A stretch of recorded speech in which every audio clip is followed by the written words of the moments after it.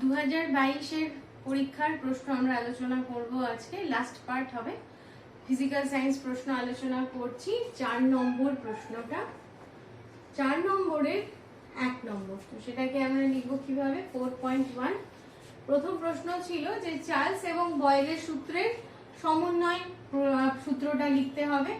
তো বয়েলের সূত্র অনুযায়ী আমরা দেখেছিলাম v সমানুপাতিক 1/p, যখন কে কে স্থির আছে, যখন স্থির আছে স্থির m ও t। এখানে প্রত্যেকটা টার্ম তাদের যে অর্থ সেগুলো আমাদের লিখে নিতে হবে, অর্থাৎ v ভলিউম, v আয়তন, p চাপ, m ভর এবং t উষ্ণতা। এটা আমরা যেটা দেখলাম সেটা হচ্ছে বয়েলের সূত্র। বয়েলের সূত্র অনুযায়ী কি দেখলাম? v সমানুপাতিক 1/p। চার্লসের সূত্র এই অনুযায়ী আমরা দেখেছি v সমানুপাতিক t, পরম উষ্ণতার সমানুপাতিক, যখন কে কে স্থির, যখন m এবং p স্থির।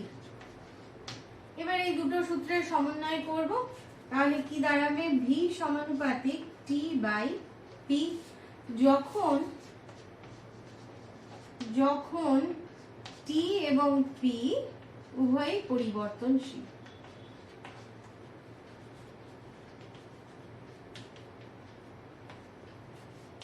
ঠিক আছে, এবার তাহলে কি দেখতে পাচ্ছি? এই সমানুপাতিক চিহ্নটাকে ওঠানোর জন্য একটা ধ্রুবক লাগবে, kt/p। তাহলে এটাই হয়ে গেল চার্লস আর বয়েলের সমন্বয় সূত্র, pv = kt।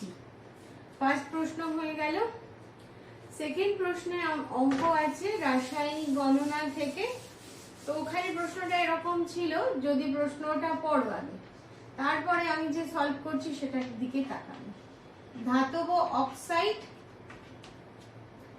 প্লাস অ্যালুমিনিয়াম ধাতু করলে আমি কি পাবো?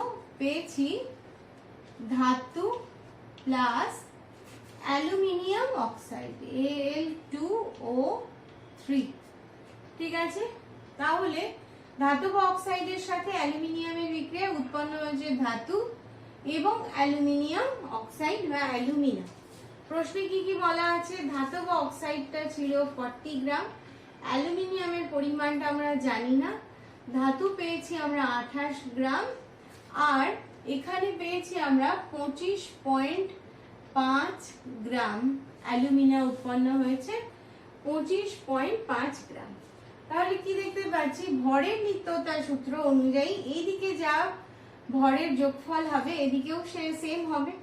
তো এদিকে যেটা যোগফল হবে সেটা হয়ে যাবে 28 প্লাস 25.5। এটা হয়ে গেল ডান দিকে। বাঁ দিকে কি আছে? বাঁ দিকে আছে 40 প্লাস x ইকুয়াল টু, দুদিকে সমান। অ্যালুমিনিয়ামের ভরটা আমরা জানি না, সেটাই নির্ণয় করতে দিয়েছে। তাহলে অ্যালুমিনিয়ামের ভর হয়ে যাবে 28 প্লাস 25.5 মাইনাস 40। এটা করলে আমরা পেয়ে যাব 13.5 গ্রাম। তাহলে অ্যালুমিনিয়ামের পরিমাণটা কত? 13.5 গ্রাম। এই অঙ্কটা শুধু প্রশ্নটা একটু জটিল, প্রশ্নটা ভালো করে পড়লেই বুঝতে পারা যাবে যে এক্ষেত্রে আর কিচ্ছু বার করার দরকার নেই, দুপাশের ওজনটাকে সমান করতে হবে, তাহলেই হয়ে যাবে। 4.2 তে একটা অথবা ছিল। রাসায়নিক গণনার ক্ষেত্রে এখন যে সুবিধাটা হয়েছে যে সমীকরণ আমাদেরকে ভাবতে হয় না, সমীকরণ বলেই দেওয়া থাকে। তাহলে কি কি বলা আছে? H2SO4 তার সাথে NaOH এর বিক্রিয়া উৎপন্ন হয়েছে Na2SO4 প্লাস 2H2O। এটা প্রশ্নে বলা আছে। আর এই সব ওজনগুলো বলা আছে। হাইড্রোজেন 1, তাহলে এটার ওজন পেয়ে যাবো, আণবিক গুরুত্ব পাবো 1 × 2 32 প্লাস 16 × 4। এটা হয়ে গেল H2SO4, করলে পাবো আমরা 98। এটাকে ব্যালেন্স করলাম। তাহলে সোডিয়াম হাইড্রোক্সাইডের ক্ষেত্রে আমরা দেখতে পাচ্ছি 2, এখানে আছে 23 প্লাস 16 প্লাস 1, এটা করলে আমরা পাবো 40 ইন্টু 2 ইকুয়াল টু 80।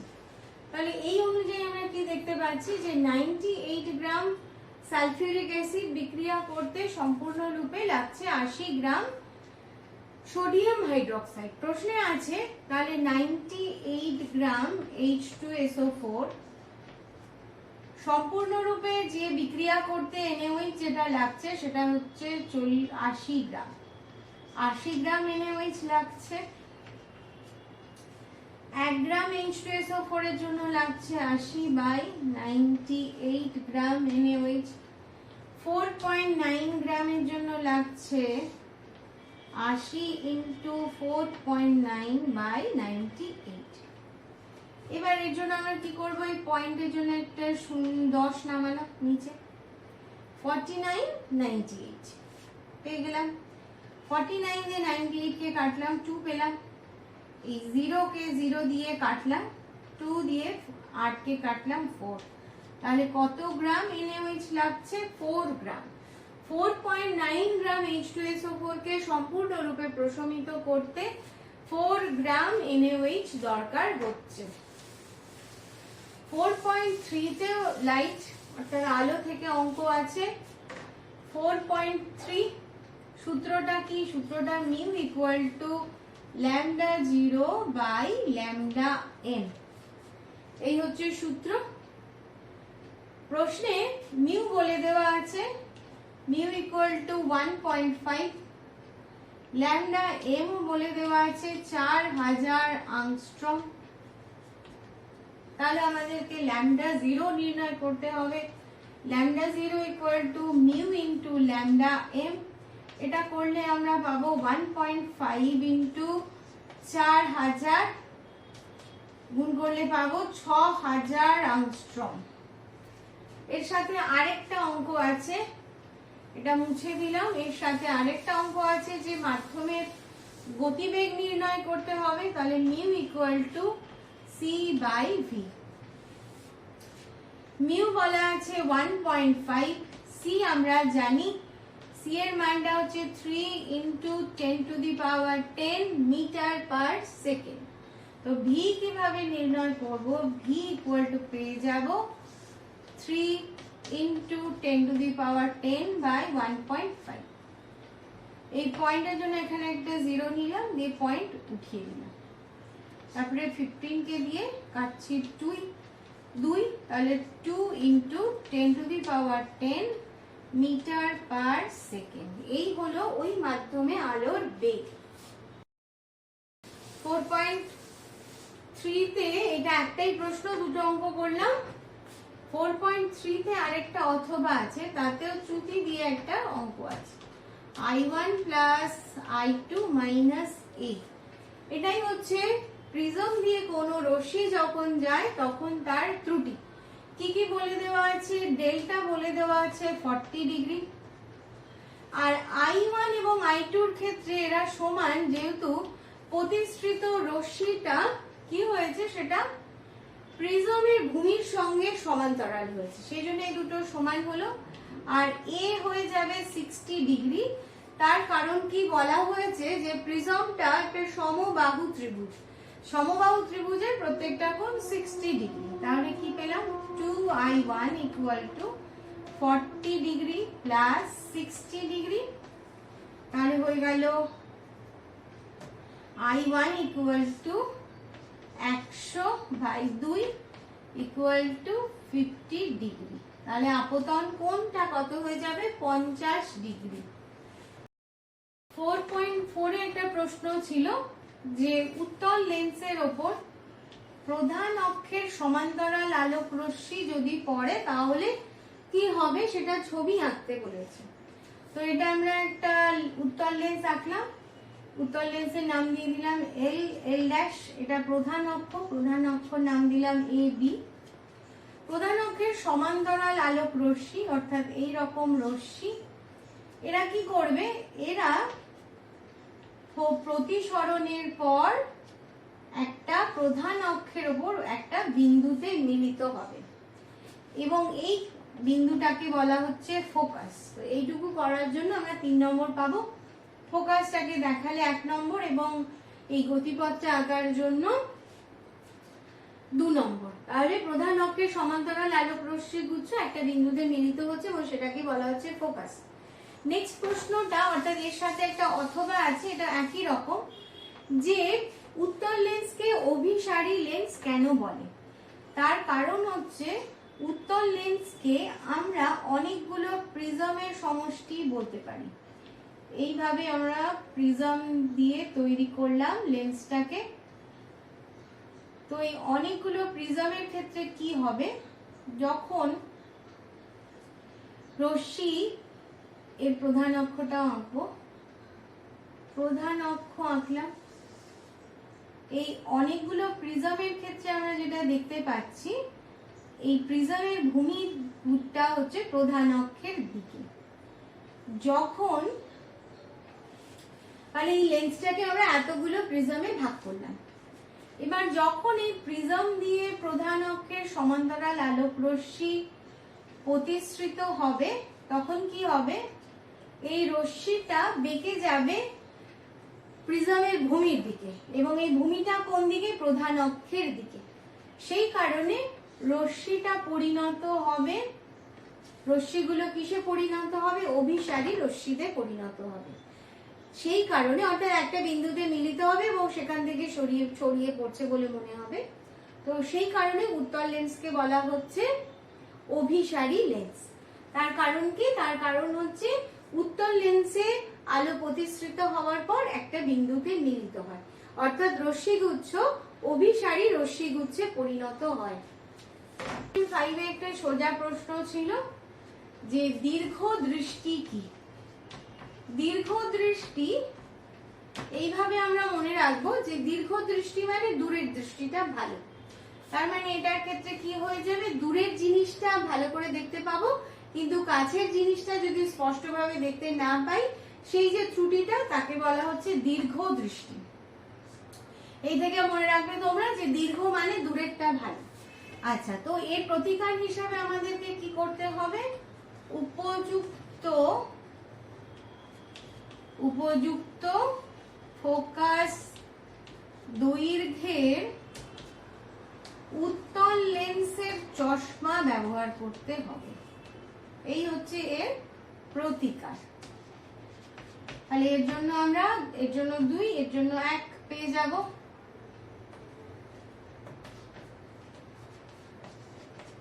হয়ে গেল। এরপর 4.6 এ ছিল যে দুটো বাতি, একটা হচ্ছে 240 ভোল্ট 60 ওয়াট, আরেকটা 240 ভোল্ট এবং 100 ওয়াট। দুটোকে আমরা যুক্ত করেছি শ্রেণী সমবায়। তাহলে কে বেশি উজ্জ্বল ভাবে জ্বলবে? তাহলে এক্ষেত্রে এই ভোল্টটা এদের সেম, শুধু ওয়াটটা আলাদা। এর ক্ষেত্রে 60, এর ক্ষেত্রে 100 এবং যুক্ত করেছি আমরা শ্রেণী সমবায়। তাহলে আমরা রোধ নির্ণয় করব। এর ক্ষেত্রে রোধের ক্ষেত্রে কি হয়ে যাবে, v²/p করলে আমরা কত পেলাম, R1 করলাম, বা RS করি, S হচ্ছে স্মল, v² এর জন্য আমি পেলাম 240 × 240/p হচ্ছে 60।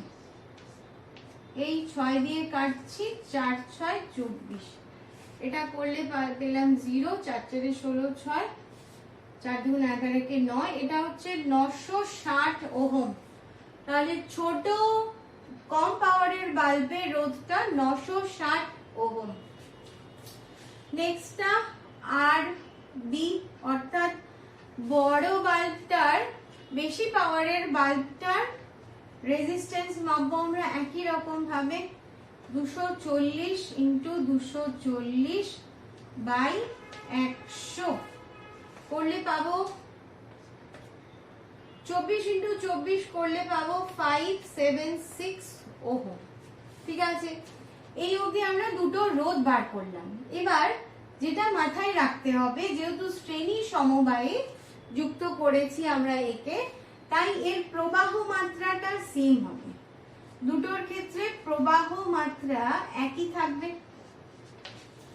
প্রবাহ মাত্রা যদি একই থাকে তাহলে যে ফ্যাক্টরটা কাজ করছে সেটা রোধটা, এবং জুলের সূত্র অনুযায়ী তখন কি হয়ে যাবে, H সমানুপাতিক R, অর্থাৎ উৎপন্ন তাপ রোধের সমানুপাতিক হয়ে যাবে। তখন কি হবে, যেটা বেশি রোধ তার উৎপন্ন তাপ বেশি হবে এবং সেটা বেশি উজ্জ্বল ভাবে জ্বলবে। তাহলে এই 60 ওয়াটের বাল্বটা বেশি উজ্জ্বল ভাবে জ্বলবে। কি করব তাহলে, এই প্রশ্নটার ক্ষেত্রে আমরা প্রথমে রোধগুলো নির্ণয় করেছি, এরপর মাথায় রাখবো যে এরা শ্রেণী সমবায়ে যুক্ত আছে। শ্রেণী সমবায়ে যুক্ত থাকলে এদের প্রবাহ মাত্রা একই হবে। প্রবাহ মাত্রা যদি একই থাকে তাহলে উৎপন্ন তাপ যার উপর নির্ভর করছে সেটা হচ্ছে রোধের উপর নির্ভর করছে। যার রোধ বেশি তাতে উৎপন্ন তাপ বেশি হবে এবং সেটা বেশি উজ্জ্বল ভাবে জ্বলবে। 4.6 এরপর 4.7 এ ছিল যে মোটরে কোন শক্তি কোন শক্তিতে রূপান্তরিত হয়। এটা তড়িৎ শক্তি রূপান্তরিত হয় যান্ত্রিক শক্তিতে। তড়িৎ শক্তিতে রূপান্তরিত হয় যান্ত্রিক শক্তি। এরপরে একটা ছিল যে আমাদের গৃহ বর্তনীতে যে যন্ত্রপাতিগুলো থাকে অর্থাৎ বাল্ব, পাখা, লাইট, এসি, রেফ্রিজারেটর, এগুলোকে সমান্তরাল সমবায়ে কেন যুক্ত করা হয়। সমান্তরাল সমবায়ে যুক্ত করার উদ্দেশ্য হলো প্রত্যেকটা যন্ত্রের 1 নম্বর পয়েন্ট, প্রত্যেকটা যন্ত্র একই বিভব প্রভেদ পাবে, একই বিভব প্রভেদ থাকবে, এটা 1 নম্বর পয়েন্ট। আর 2 নম্বর, আমরা ইচ্ছে মতো স্বাধীনভাবে, ইচ্ছে মতো মানেই হচ্ছে আমরা স্বাধীনভাবে একে নিয়ন্ত্রণ করতে পারবো, স্বাধীনভাবে অন অফ করতে পারবো, অন অফ করতে পারবো। শ্রেণী সমবায়ে যুক্ত থাকলে একটা বন্ধ করলে বাকি সমস্তটাই বন্ধ হয়ে যেত। আর সমান্তরাল সমবায়ে যুক্ত থাকলে আমার বাড়িতে ফ্রিজটা খারাপ হয়ে গেছে, আমি সেটাকে সারাই করতে দিলাম, কিন্তু তাতে আমার অন্য যে বাল্ব, পাখা সেগুলোতে কোনো সমস্যা হবে না। এই হলো দুটো পয়েন্ট। 4.7 4.8 এ আছে ওহমের সূত্র। এটা একটা ডাইরেক্ট প্রশ্ন। ওহমের সূত্র সবাই এটা পেরেছো আশা করছি। ওহমের সূত্রটা কি, যে যদি পরিবাহীর, অনেকবার লিখেছি বলে ওহমের সূত্র আর লিখলাম না, অনেকবার যখন তড়িতের ক্লাস হয়েছে লিখেছি, যখন প্রশ্ন নিয়ে আলোচনা করেছি তখনও হয়েছে এগুলো। তাহলে ওহমের সূত্র, যদি পরিবাহীর রোধ এবং অন্যান্য পরিবাহীর উষ্ণতা এবং অন্যান্য ভৌত অবস্থা অপরিবর্তিত থাকে তাহলে পরিবাহীর প্রবাহ মাত্রা তার বিভব প্রভেদের সমানুপাতিক। অর্থাৎ এক্ষেত্রে কি জানতে পারি, ভি সমানুপাতিক আই। প্রবাহ মাত্রা এবং বিভব প্রভেদ এরা পরস্পরের সমানুপাতিক। এই হয়ে গেল ওহমের সূত্র। এক্ষেত্রে একটা অঙ্ক ছিল, এক্ষেত্রে আমাদের নির্ণয় করতে হবে R equal to V by I. V এর মান আমাদেরকে বলে দেওয়া আছে, ভি এর মান হচ্ছে 10, ভি এর মান 10 ভোল্ট, আর আই আছে 0.1 অ্যাম্পিয়ার। ঠিক আছে, 10 ভোল্ট বিভব প্রভেদ আর 0.1 অ্যাম্পিয়ার তার প্রবাহ মাত্রা করলে আমরা দেখতে পাবো যেটা, যে এই পয়েন্টটাকে আমি যদি ওঠাই, পয়েন্ট দিলাম, শূন্য নিলাম, পয়েন্ট পয়েন্ট কাটলাম, তাহলে রোধটা কত পেলাম, রোধটা পেলাম 100 ওহম। এক্ষেত্রে কাটাকাটিটাও খুব সহজ, সূত্রটাও সহজ। প্রবাহী তড়িতে এরকম অনেক ছোট ছোট সূত্র আছে এবং সেগুলো দিয়ে অঙ্কও আছে।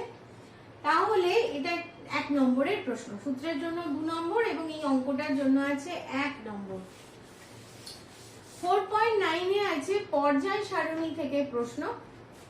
এই পর্যায়টা বলা আছে অক্সিজেন, সালফার আর সেলেনিয়াম, এরা রয়েছে গ্রুপ 16 এ, এরা আছে গ্রুপ 16 এ। এবার আমাদেরকে সাজাতে বলেছে পারমাণবিক আকারের নিম্ন ক্রমে সাজাতে বলেছে, অর্থাৎ বড় থেকে ছোটতে সাজাবো আমরা আকার, পারমাণবিক আকার বা ব্যাসার্ধ। ছোট থেকে বড় যদি বড় থেকে ছোট যদি সাজাই, সেলেনিয়াম সবচেয়ে বড়। তৃতীয় পর্যায়ে আছে সেলেনিয়াম। সেই জন্য পর্যায় বরাবর শ্রেণী বরাবর যদি আমরা ওপর থেকে নিচে নামি পরমাণুর উল্টো লিখলাম আকার বৃদ্ধি পায়, তার কারণ হচ্ছে নতুন করে একটা কক্ষ অ্যাড হয়। তাহলে সেলেনিয়াম সবচেয়ে বড়, তারপর সালফার, তারপর অক্সিজেন। নেক্সট প্রশ্ন ছিল তড়িৎ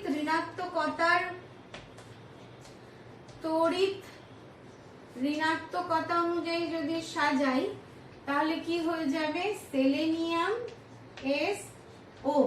সেলেনিয়াম সবচেয়ে কম, ঊর্ধ্বক্রমে সাজাতে বলেছে, এটা নিম্নক্রমে সাজাতে বলেছিল, এটা হচ্ছে ঊর্ধ্বক্রমে।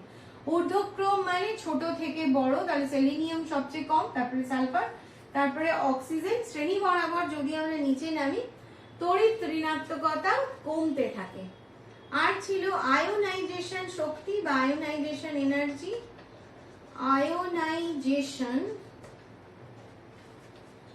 শক্তি এই অনুযায়ী যদি সাজাই অক্সিজেন সবচেয়ে বেশি, তারপর সালফার, তারপর সেলেনিয়াম। আয়োনাইজেশন এনার্জি অনুযায়ী যদি সাজাই এটা দাঁড়াচ্ছে আয়োনাইজেশন শক্তি মানে বাইরের কক্ষ থেকে ইলেকট্রনকে আলাদা করব। আয়োনাইজেশন শক্তির ক্ষেত্রে অক্সিজেন সবচেয়ে ছোট, তার ফলে অক্সিজেনের বাইরের কক্ষের ইলেকট্রনের প্রতি আকর্ষণ সবচেয়ে বেশি এবং সেই ইলেকট্রনকে আলাদা করতে সবচেয়ে বেশি শক্তি লাগছে। 4.9 4.10 এ আছে যে MgCl2 তে কি ধরনের বন্ধনী দেখতে পাওয়া যায়। 4.10 MgCl2, Mg এবং Cl এর পরমাণু ক্রমাঙ্কগুলো বলে দিয়েছে, এটা 12, এটা হচ্ছে 17। তাহলে এর কি কি ইলেকট্রন বিন্যাস হবে? এর ক্ষেত্রে হচ্ছে 2, 8, 7 এইভাবে আছে। এর ক্ষেত্রে আছে 2, 8, 2। ঠিক আছে, তাহলে দেখতে পাচ্ছি যে এর ক্ষেত্রে একটা ইলেকট্রনের ঘাটতি আছে। একটা ইলেকট্রন যদি ও পায় তাহলে কি হয়ে যাবে? তাহলেই +1 যদি করি তাহলে এটা হয়ে যাবে 2, 8, 8 তার মতো ইলেকট্রন বিন্যাস, আর্গনের মতন ইলেকট্রন বিন্যাস। এ যদি দুটো ইলেকট্রন ত্যাগ করে তাহলে এ হয়ে যাবে 2, 8, এটা নিয়নের মতন ইলেকট্রন বিন্যাস। তাহলে কি করবে? এই দুটো ইলেকট্রন দুটো Cl পরমাণুকে দেবে। তো এখান থেকে আমরা যেটা বুঝলাম যেটা তড়িৎ যোজ্যতা হবে। তাহলে প্রথম প্রশ্নটা হয়ে যাবে এদের মধ্যে আমরা তড়িৎ যোজ্যতা দেখতে পাবো বা আয়নীয় বন্ধন দেখতে পাবো। কিভাবে হলো? Mg এর দুটো ইলেকট্রন এরকম লিখলাম, Cl এর বাইরের কক্ষের 7টা ইলেকট্রন, 1, 2, 3, 4, 5, 6, 7টা। একটা Cl, আরেকটা Cl, 1, 2, 3, 4, 5, 6, 7টা। এটাকে একটা ইলেকট্রন দিল, এটাকে একটা ইলেকট্রন দিল। তাহলে আমরা যে ইলেকট্রন বিন্যাস দেখালাম এটা হয়ে গেল 2, 8, আর এটা কি হয়ে গেল? 2, 8, 8, এটা হয়ে গেল 2, 8, 8 এই হলো। তাহলে এবার যেটা আমরা দেখতে পাবো, এটাকে মুছে দিলাম, এবার যেটা দেখতে পাবো Mg দুটো ইলেকট্রন দিয়ে দেওয়াতে ও হয়ে গেল Mg2+, আর দুটো Cl- ছিল, 1, 2, 3, 4, 5, 6টা ম্যাগনেসিয়ামের একটা ইলেকট্রন, সেটাকে আমরা আলাদাভাবে দেখালাম Cl-। আরেকটা Cl- ছিল, এপাশে লিখি, 1, 2, 3, 4, 5, 6, 7, 8টা। এই ইলেকট্রনটা যেটা Mg কাছ থেকে পেয়েছিল দিয়ে এরা হয়ে গেল Cl-। Mg2+ এবং দুটো Cl- দিয়ে যেটা তৈরি হলো এদের মধ্যে স্থির তড়িৎ আকর্ষণ বল কাজ করলো এবং আমরা পেলাম MgCl2। এটা একটা অথবা আছে যে সোডিয়াম ক্লোরাইডের জলীয় দ্রবণ তড়িৎ পরিবহন করতে পারে কিন্তু চিনি বা গ্লুকোজ কেন পারে না? তার কারণ কি? এটা তড়িৎযোজী যৌগ, তাই এরা জলীয় দ্রবণে আয়ন উৎপন্ন করে Na+Cl-, কিন্তু চিনি বা গ্লুকোজ সমযোজী যৌগ কোনো আয়ন উৎপন্ন করতে পারে না, সমযোজী যৌগ। তার ফলে কোনো আয়ন উৎপন্ন করতে পারে না।